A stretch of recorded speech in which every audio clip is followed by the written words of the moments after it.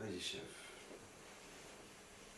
Deux grandes histoires importantes qui, les deux, se ressemblent d'un côté, mais une, elle est, on se rappelle, elle est considérée comme quelque chose d'extraordinaire, et l'autre au contraire. Les deux histoires, c'est Tamar avec Yehuda. Deuxième histoire, Yosef avec la femme de Potiphar. Voilà la femme du fils de Yehuda, que le fils de Yehuda décède. Et la Lara dit que quand un homme y marie un homme marié qui va mourir, qui n'a pas d'enfant, alors il y a alors son frère qui devrait se marier avec cette femme. Seulement si il n'a pas d'enfant, on est bien d'accord. Et voilà que Tamar, l'histoire est longue, elle n'a pas pu se marier, on ne lui a pas donné le frère, le deuxième lui a été donné, le troisième non. Et elle voit donc par Ruach HaKodesh, par prophétie, que de elle, la descendance de Yehuda, alors va sortir le Mashiach. Alors elle veut absolument se marier ou avec le fils de Yehuda, ou avec Yehuda lui-même. Qu'est-ce qu'elle fait? Elle se met comme si c'était une prostituée, elle se met de côté. Et là, Kadosh Baruch Hu, il enlève le libre arbitre à Yehuda, parce qu'Hachem il veut que de cette union-là viendra le Mashiach, et Yehuda vient vers elle, elle tombe enceinte. Se passe 3 mois, et là on se pose la question de qui Tamar elle est enceinte. Tamar ne dit rien. Et elle envoie des signes à Yehuda en lui disant voilà, si tu veux reconnaître, tu peux reconnaître.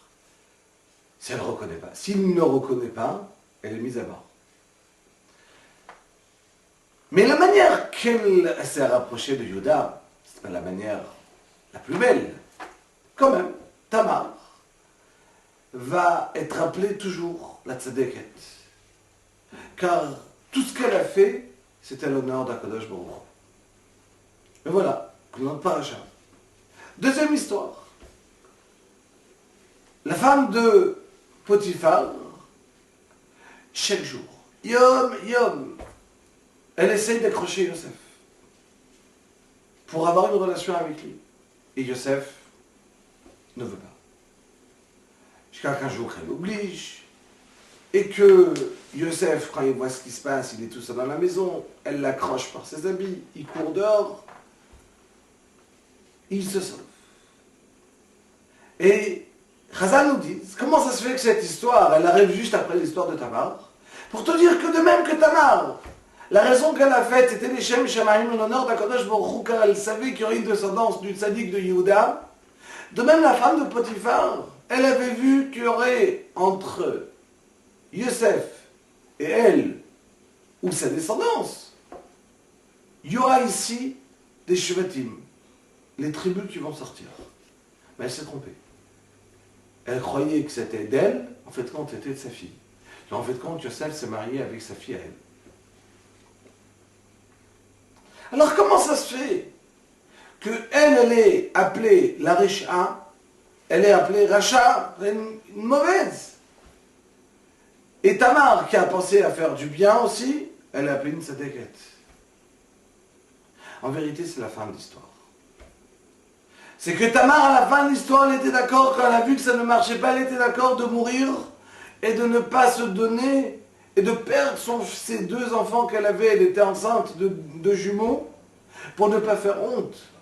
Elle a prouvé d'ici que tout son intérêt, toute son intention, tout ce qu'elle avait, c'était l'honneur d'Hachem. Mais voilà que la femme de Potiphar, quand elle voit que ce qu'elle a envie de faire, ça ne fonctionne pas, qu'est-ce qu'elle fait? Elle commence à inventer en disant, voilà, vous m'avez envoyé un esclave juif ici qui est venu pour me violer à moi, pour m'obliger. Et elle était capable de mettre Yosef Hatzadik pendant des années en prison. Ça prouve que peut-être, c'est vrai qu'au début elle a pensé à faire une mitzvah, Mais quand elle n'a pas réussi à faire sa mitzvah, alors elle est tombée entièrement et elle a prouvé que dans la mitzvah, là, il y avait un intérêt personnel.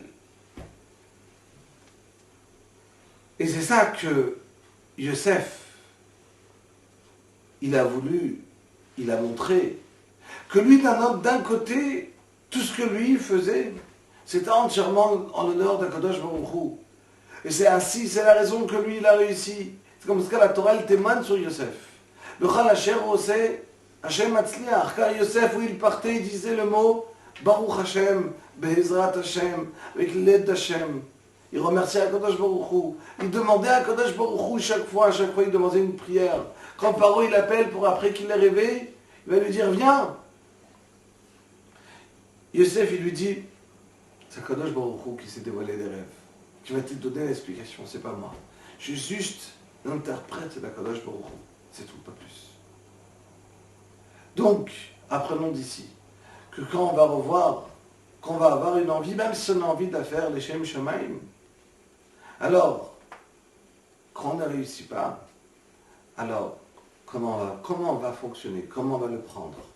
Et c'est ça qui va prouver, est-ce que dès le début, on était Shem Shemaim, oui ou non. Kol Tov, Shavuot Tov.